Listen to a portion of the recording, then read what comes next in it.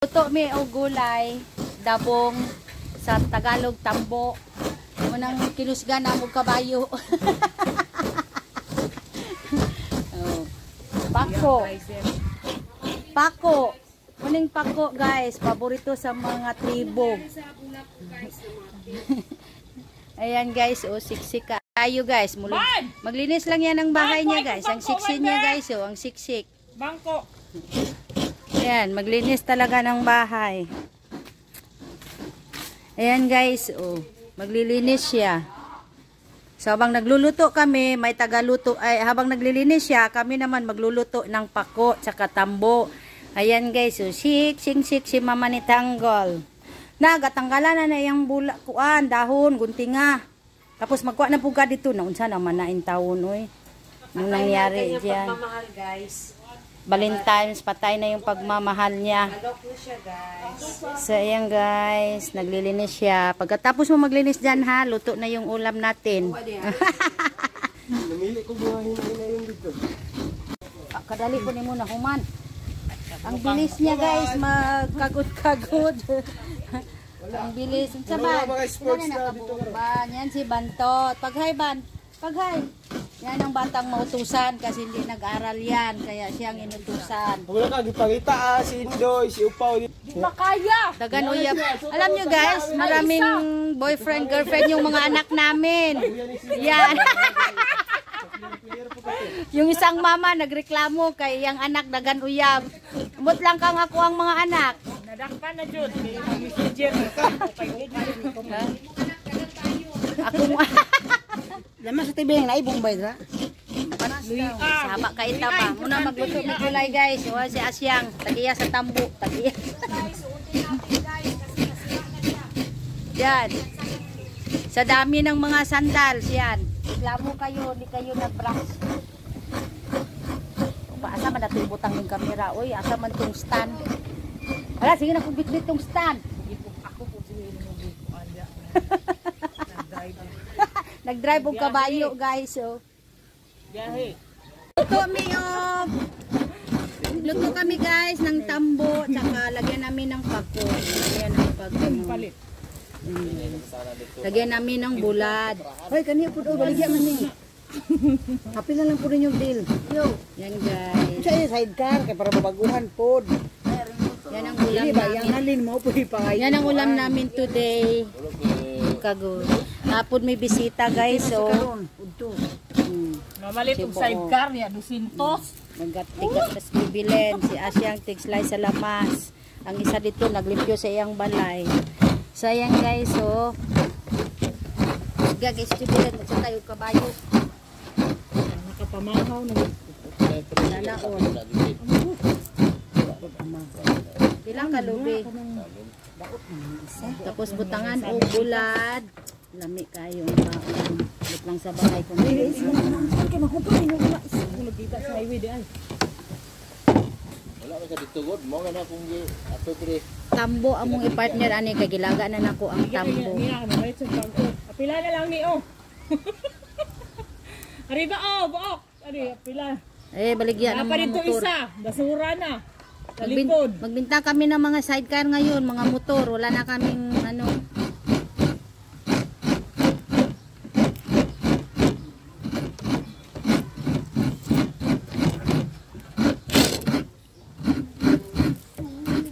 Sige. Pila na sa cabinet? 2 minutes.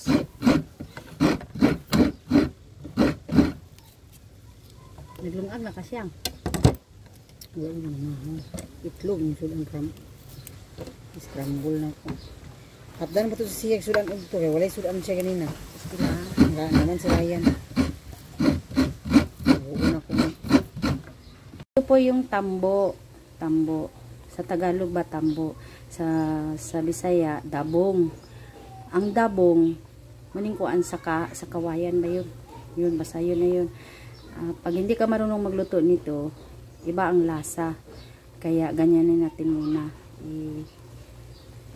Sa Bisaya ba ilapwa sa tapos iyabo iyang tubig para mawala iyang lasa sa iyang kahoy or pait siya. Basta iba ang lasa pag hindi hinugasan. Pag hindi ka marunong magluto nito, wala, hindi masarap talaga. Sayang.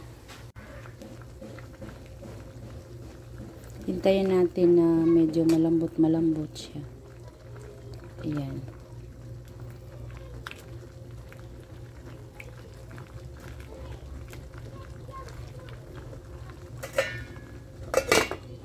Kuha tayo ng daing. Yan, daing. Ilalagay namin. Isang piraso daing. Yan guys. Ito ilalagay namin. Busy siya maglinis guys. Pero yung daing niya, kinuha ko yung daing niya. Hindi na uso magpaalam. Kuha na lang diretso. Yan. Tagang kayo gata. Among ibutang. Lamas niya oh. Ito ang pinaka-importante oh. Bulad, daing. Sa Tagalog, daing. Ng gata. Dilipat na sa sayang gata. Sa gitimpla na siya. Ayan na.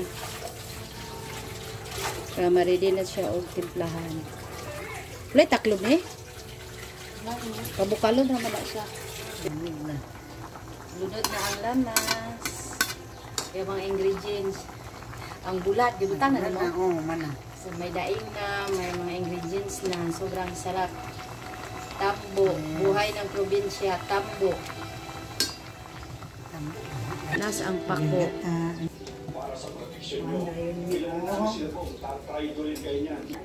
Ito mga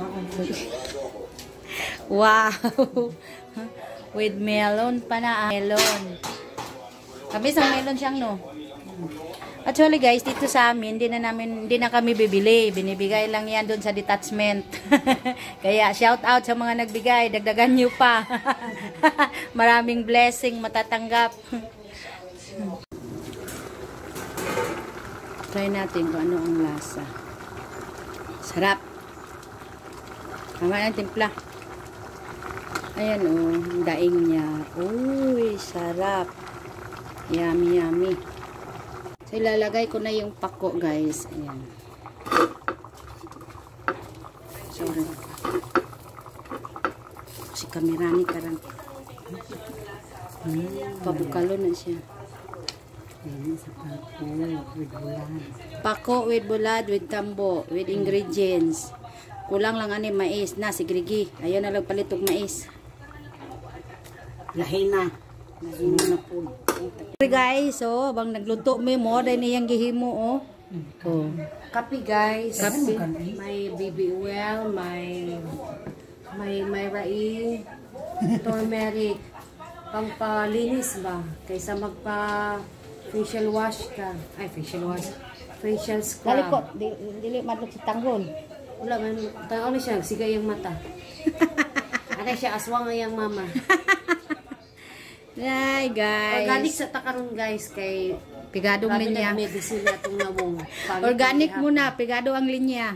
Organic muna tayo guys kay pigado ang kuan panagat. Pati gulay namin guys, organic. Fresh na fresh. Kani guys, avocado. Ito ay itlog. Nasa. Tukman.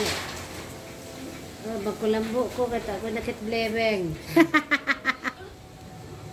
Manaman eh. Lihin na ang kuan, ang mais, sa gilaga muna na para mabutang na sa gulay. Ito kami kakain guys sa labas dahil mainit dun sa loob ng bahay. Dito lang kami sa labas. Sa punuan ng mangga guys. Yan. Mahangin kasi dito. So magjambol-jambol kami dito. Duyan minitanggol. Gaulat mi sa mong serve sa muang pagkaon. Tita Asyang. Dari may magkaon sa gawa sa among ginataas. Ang gulay guys. Oh, tara mo yung dila oh. Nana siya oh. Dami guys oh. Na, gani aswang imong naong karon dili na tik-tik na. Simian, plastar na. Try sa daw nito pa ito kasi mga itlog tumagan pa daw kauno na po niya.